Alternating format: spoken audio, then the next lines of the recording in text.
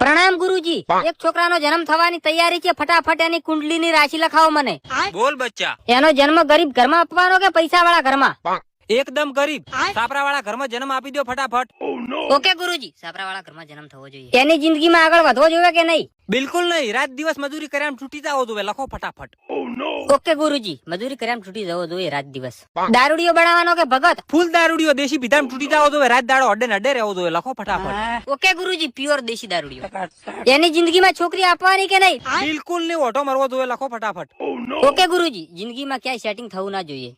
ગુરુજી, ઘરેથી ગાળો લખવાની છે. ફૂલે ફૂલ ગાલ્યું પડવી તું એની ગાલો લખો. આટલું બહુ થઈ ગયું, હવે ખાવા પીવામાં કઈક સારું આપી દો.